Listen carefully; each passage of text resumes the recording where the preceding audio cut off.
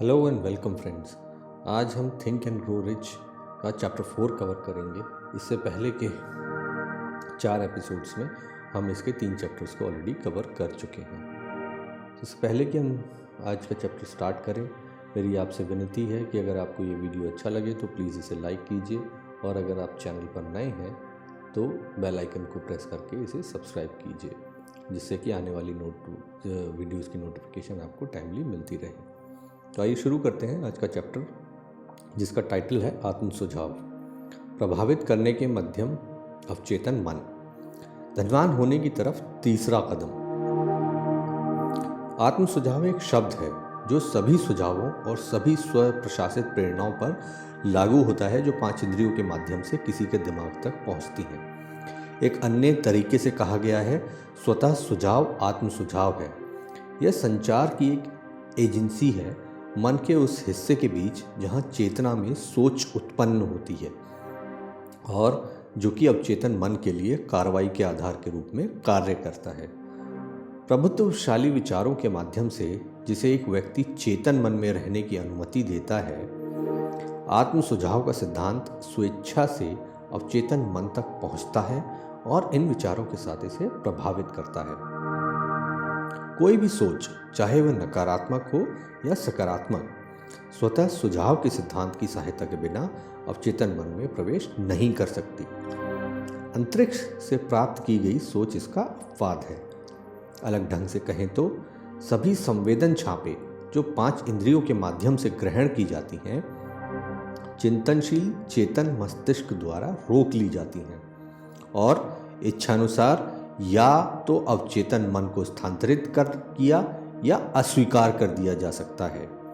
चेतन संकाय इसलिए अवचेतन में पहुंच के लिए एक बाहरी सुरक्षा गार्ड के रूप में कार्य करता है। कृति ने आदमी का निर्माण इस प्रकार किया है कि वह अपनी 5 इंद्रियों के माध्यम से अपने अवचेतन मन तक पहुंचने वाली सामग्री पर पूर्ण नियंत्रण रखता है।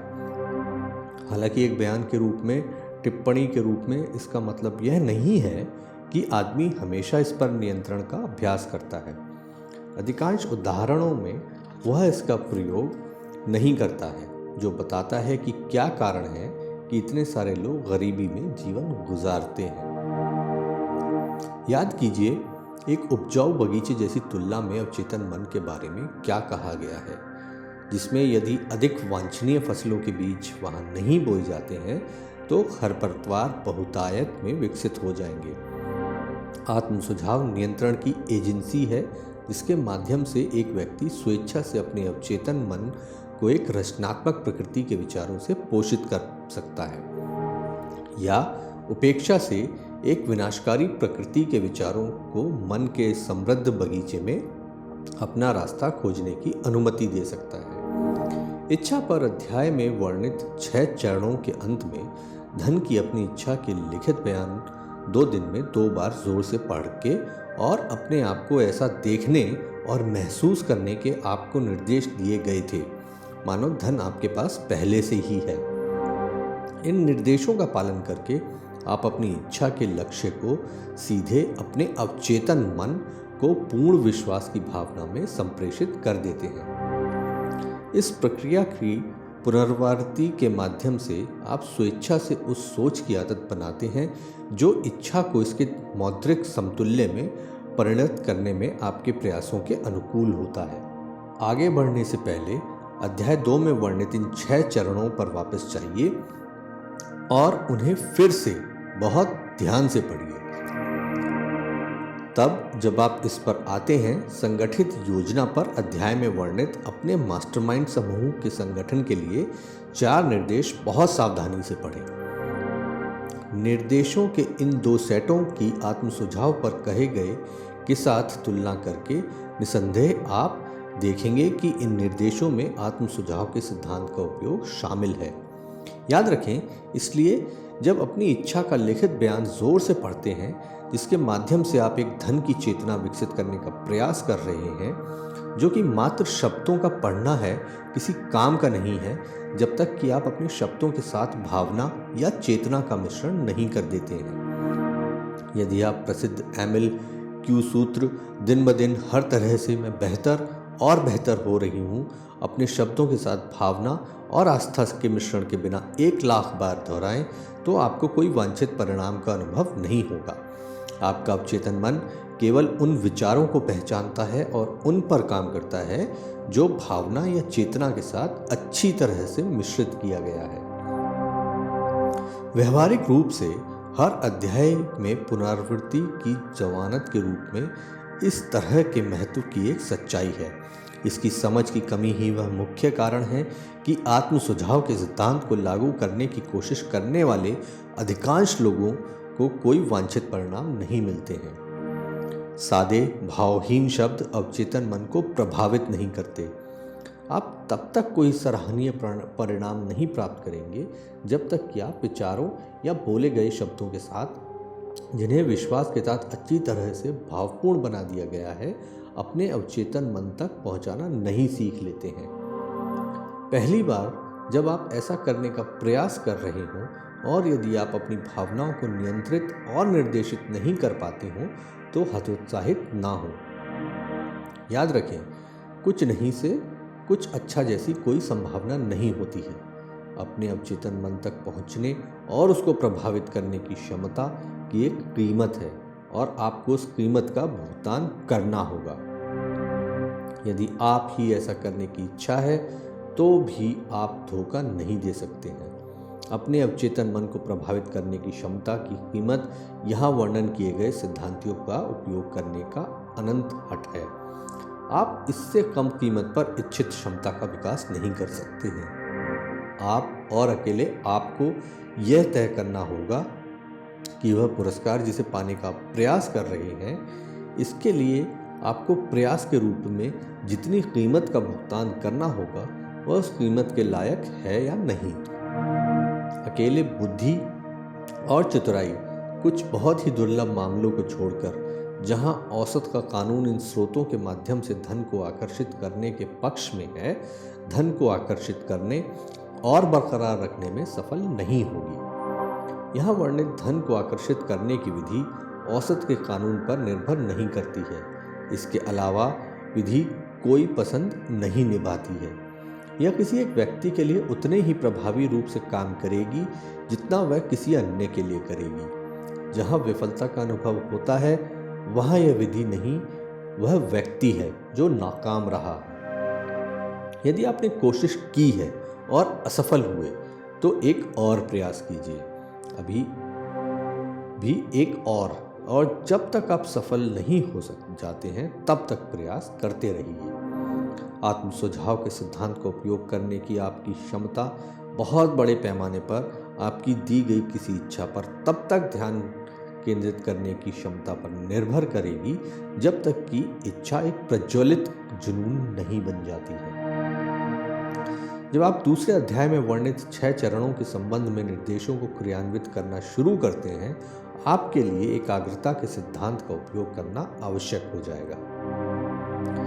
यहाँ हम एकाग्रता के प्रभावी उपयोग के लिए सुझाव प्रदान करते हैं। जब आप 6 चरणों में से पहले को क्रियान्वित करना शुरू करते हैं तो आपको आपके मन में इच्छित धन की ठीक ठीक मात्रा नियत करने का निर्देश देती है।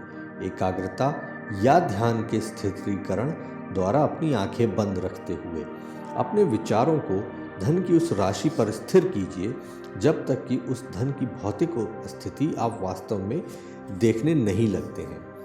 इसे प्रत्येक दिन कम से कम एक बार कीजिए। जैसा ही आप इन अभ्यासों को करना शुरू करते हैं, आस्था पर अध्याय में दिए गए निर्देशों का पालन कीजिए और धन को वास्तव में अपने आप के अधिकार में देखिए। यहाँ एक सबसे महत्वपूर्ण तथ्य यह है कि अवचेतन मन पूर्ण विश्वास की भावना में दिए गए किसी भी आदेश को ग्रहण कर लेता है और उन आदेशों पर कार्य करता है। हालांकि अवचेतन मन द्वारा उनकी व्याख्या किए जाने से पहले आदेशों को पुनरावृत्ति के माध्यम से अक्सर और बार बार प्रस्तुत किया जाना होता है। पूर्ववर्ती बयान के बाद इस पर विश्वास करने के द्वारा अपने अवचेतन मन पर एक पूरी तरह से वैध चाल खेलने की संभावना पर विचार कीजिए, क्योंकि आप इस पर विश्वास करते हैं कि आप जितने पैसे की राशि देखते हैं उसे आपके पास होना चाहिए कि यह धन आपके दावे का इंतज़ार कर रहा है, कि जो धन आपका है उसे प्राप्त करने के लिए अवचेतन मन द्वारा आपको व्यवहारिक योजनाएं सौंपना ज़रूरी है। पिछले अनुच्छेद में सुझाए गए विचारों को अपनी कल्पना को हस्तांतरित कीजिए और देखिए आपकी कल्पना आपकी इच्छा के रूपांतरण के माध्यम से धन के संचय के लिए व्यवहारिक योजनाएं बनाने के लिए क्या कर सकती है या क्या करेगी। एक निश्चित योजना का इंतजार मत कीजिए, इसके माध्यम से देखे गए पैसे के बदले में आप सेवाओं या माल का आदान प्रदान करने का इरादा करते हैं, बल्कि एक बार में ही अपने आप को धन पर काबिज देखना शुरू कर दीजिए, जो कि इस बीच आपके अवचेतन मन उम्मीद और मांग करने की योजना या आपकी ज़रूरत की योजना सौंप देगा। इन योजनाओं के लिए सतर्क रहें और जब वे दिखाई देते हैं उन्हें तुरंत कार्रवाई में डाल दीजिए। जब योजनाएं दिखाई देती हैं वे शायद छठवीं इंद्री के माध्यम से एक प्रेरणा के रूप में आपके मन में कौंध जाएंगी। इस प्रेरणा को अनंत बुद्धि से एक सीधा टेलीग्राम या संदेश माना जा सकता है।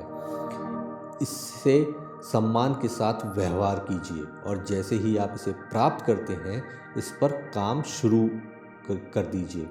यह देखने में विफलता आपकी सफलता के लिए घातक होगा। 6 चरणों में से चौथे चरण में अपनी इच्छा क्रियान्वित करने की एक निश्चित योजना बनाएं और इस योजना को कार्रवाई में डाल देने के लिए एक बार में ही शुरू कर दें। आपको इस निर्देश का पालन पिछले अनुच्छेद में वर्णित तरीके से करना चाहिए। इच्छा के रूपांतरण के माध्यम से धन जमा करने की अपनी योजना बनाते समय अपने कारण पर विश्वास मत कीजिए। आपका कारण दोषपूर्ण है। इसके अलावा आपका तर्क संकाय आलसी हो सकता है और यदि आप अपनी सेवा करने के लिए इस पर पूरी तरह से निर्भर हैं तो यह आपको निराश कर सकता है। जब आप जमा करने का इरादा किया गया धन देख रहे होते हैं बंद आंखों के साथ, तब अपने आप को वह सेवा प्रदान करते हुए या माल पहुंचाते हुए देखिए। आप इस पैसे के बदले में जो देना चाहते हैं यह महत्वपूर्ण है। निर्देशों का सारांश। यह तथ्य है कि आप इस किताब को पढ़ रहे हैं एक संकेत है कि आप ईमानदारी से ज्ञान की तलाश कर रहे हैं। यह एक संकेत भी है कि आप इस विषय के एक छात्र हैं। यदि आप केवल एक छात्र हैं तो यह एक मौका है कि आप उतना ही ज़्यादा सीख सकते हैं जितना आप नहीं जानते हैं, लेकिन आप केवल विनम्रता का रवैया अपनाकर ही सीख सकेंगे। यदि आप कुछ निर्देशों का उपेक्षा से पालन या दूसरे का पालन करने से इनकार करना चुनते हैं तो आप असफल हो जाएंगे। संतोषजनक परिणाम प्राप्त करने के लिए आपको सभी निर्देशों का विश्वास की भावना में पालन करना चाहिए। 6 चरणों के संबंध में दूसरे अध्याय में दिए गए निर्देशों का अब निम्नलिखित अनुसार संक्षेप और इस अध्याय द्वारा आवृत सिद्धांतों के साथ मिश्रित किया जाएगा। नंबर 1, किसी ऐसी शांत जगह में जाइए, अधिमानतः रात को बिस्तर में, जहां आपको परेशान या बाधित नहीं किया जाएगा। अपनी आंखें बंद कीजिए और जमा करने का इरादा किए हुए धन की राशि संचय के लिए अपनी समय सीमा और इस धन के बदले में देने के लिए इरादा किए गए सेवा या माल के एक विवरण को अपनी लिखित बयान को जोर से दोहराएं, इतनी जोर से कि आप अपने शब्दों को खुद सुन सकें।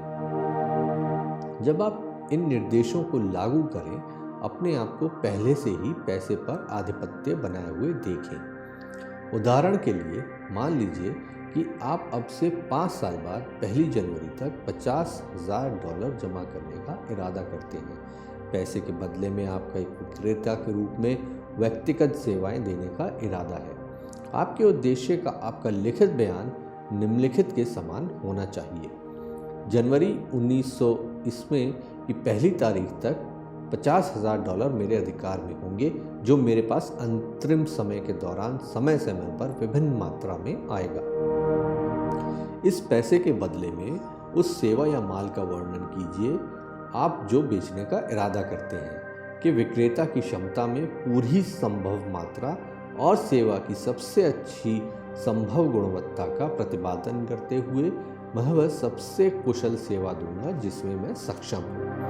मैं विश्वास करता हूँ कि मैं यह पैसा अपने अधिकार में प्राप्त कर लूँगा। मेरा विश्वास इतना मजबूत है कि मैं इस पैसे को अब अपनी आँखों के सामने देख सकता हूँ, मैं इसे अपने हाथों से छू सकता हूँ। अब यह उस समय का, और मैं इसके बदले में जो प्रस्तुत करना चाहता हूँ वह सेवा देने के अनुपात में मेरे पास हस्तांतरण का इंतज़ार कर रहा है। मैं एक योजना का इंतज़ार कर रहा हूँ जिसके द्वारा इस धन को जमा करना है, और जब यह मुझे प्राप्त होगी मैं इस योजना का पालन करूँगा।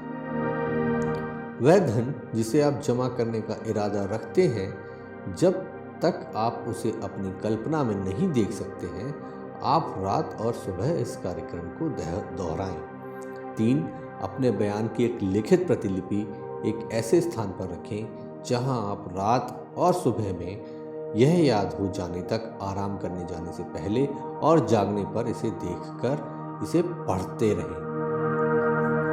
याद रखें, जैसे ही आप इन निर्देशों को क्रियान्वित करते हैं, आप अपने अवचेतन मन को आदेश देने के प्रायोजन के लिए आत्म सुझाव के सिद्धांत लागू कर रहे होते हैं। यह भी याद रखें कि आपका अवचेतन मन केवल ऐसे निर्देश पर कार्य करेगा जो भावनात्मक है और इसे संवेदना के साथ हस्तांतरित किया गया होता है।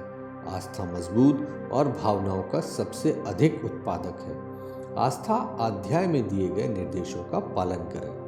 ये निर्देश पहली बार में अमूर्त लग सकते हैं, इसे अपने आप को परेशान मत करने दीजिए। निर्देशों का पालन करें बिना यह परवाह किए कि पहली बार में वे कितने अमूर्त या अव्यवहारिक प्रतीत हो सकते हैं। यदि आप भावना के साथ ही कार्य में आपको दिए गए निर्देश के अनुसार कार्य करते हैं, तो वह समय भी जल्द ही आ जाएगा जब शक्ति का एक पूरा नया ब्रह्मांड आपके सामने प्रकट होगा। सभी नए विचारों के संबंध में अविश्वास सभी मनुष्य की विशेषता है, परंतु यदि आप उल्लिखित निर्देशों का पालन करते हैं तो आपका संदेह जल्द ही विश्वास में बदल जाएगा और बदले में यह जल्द ही पूर्ण अवस्था में सघन हो जाएगा। जब आप उस बिंदु पर पहुंच जाएंगे जहां आप वास्तव में कह सकेंगे, मैं अपने भाग्य का मालिक हूं, मैं अपनी आत्मा का कप्तान हूं। कई दार्शनिकों ने बयान दिया है कि आदमी अपने सांसारिक भाग्य का मालिक होता है, लेकिन उनमें से ज़्यादातर यह बताने में विफल रहे हैं कि वह मालिक क्यों है।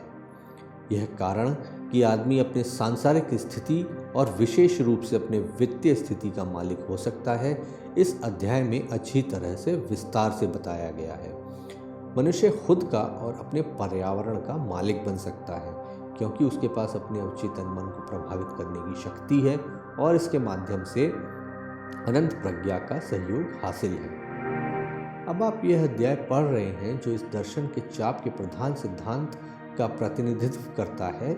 इस अध्याय में निहित निर्देशों को समझा और दृढ़ता के साथ लागू किया जाना चाहिए यदि आप इच्छा को धन में परिवर्तित करने में सफल होते हैं। इच्छा के धन में परिवर्तित के वास्तविक प्रदर्शन में आत्म सुझाव का एक एजेंसी के रूप में इस्तेमाल शामिल है, जिसके द्वारा व्यक्ति अवचेतन मन तक पहुंच और उसे प्रभावित कर सकता है।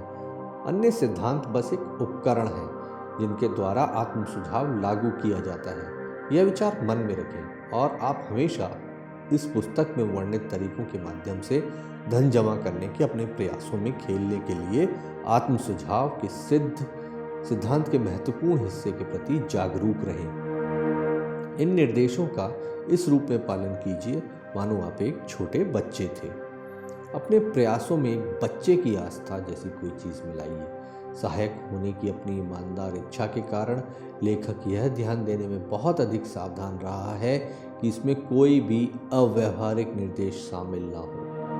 पूरी किताब पढ़ने के बाद आप इस अध्याय पर वापस आइए और आत्मा में और कार्रवाई में इस निर्देश का पालन कीजिए। हर रात एक बार पूरे अध्याय को जोर से पढ़िए जब तक कि आप पूरी तरह से आश्वस्त ना हो जाएं कि आत्म सुझाव के सिद्धांत वह ध्वनि है जो इसके लिए किए गए सभी दावों को आपके लिए पूरा करेगा। जैसे जैसे आप पढ़ें, हर उस वाक्य को जो आपको अनुकूलतापूर्वक प्रभावित करता है एक पेंसिल से रेखांकित करते जाएं। बाद के लिए पूर्वगामी निर्देशों का पालन करें और यह सफलता के सिद्धांत की एक पूरी समझ और महारत के लिए रास्ता खोल देगा।